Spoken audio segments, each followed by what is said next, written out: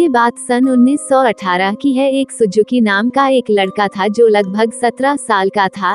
एक दिन वो एक मेले में गया और मेले में जाकर उसने एक डॉल देखी।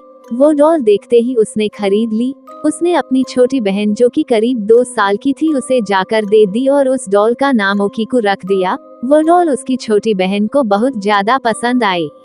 वो लड़की उस डॉल के साथ हमेशा खेलने लगी, हमेशा सोती थी, रहती थी। उस डॉल के साथ उसका बहुत ज्यादा लगाव हो गया था।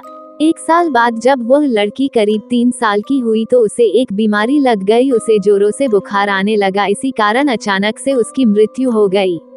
जापान की प्रथा के अनुसार जब कोई भी मरता है तो उससे जुड़ी हुई चीज उसके साथ दफना दी जाती है और इसी के अनुसार इस डॉल को भी उसके साथ दफना दिया जाना चाहिए था, लेकिन ऐसा नहीं हुआ। कारण कुछ भी हो, उस डॉल को उसी के कमरे में रख दिया गया।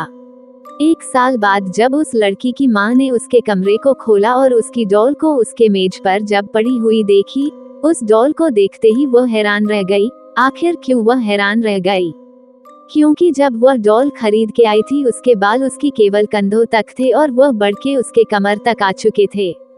ये देखकर वो बहुत ज्यादा हैरान हुई। उसने अपने पति को भी बुलाया और अपनी बेटी को भी बुलाया, वही पूरी बात बताई। उनके परिवार ने यह मान लिया था कि इस डॉल के अंदर उनकी बेटी की आत्मा आ चुकी है और इसी में बसेरा करती है।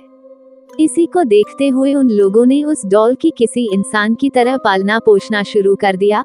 वो हमेशा उस डॉल का ख्याल रखते थे और समय समय पर उसके बाल की कटिंग भी करते थे और जैसे ही उसके बाल कमर तक आते वैसे ही उसको काट के उसे वापस ठीक कर देते थे। कुछ सालों बाद उन्होंने अपना घर चेंज कर दिया, लेकिन वह इस बार इस डॉल को अपने साथ लेकर नहीं गए बल्कि उन्होंने एक मंदिर में से सौंप दिया। उन्होंने इस डॉल को दिखाते हुए मंदिर के पुजारियों को पूरी बातें बताई। पुजारियों ने भी जब ये देखा कि इस दौर के सच में बाल बढ़ रहे हैं तो उन्होंने इस डॉल को रख लिया। आज भी यह डॉल इवामिजावा नामक एक मंदिर में पाई जाती है जहां इसे देखने के लिए दूर दूर तक लोग आते हैं और आज भी पुजारी इसके बाल काट के इसे वापस वैसे ही कर देते हैं। यदि ये कहानी आपको पसंद आई हो तो अपने दोस्तों और अन्य लोगों के साथ शेयर जरूर करिएगा।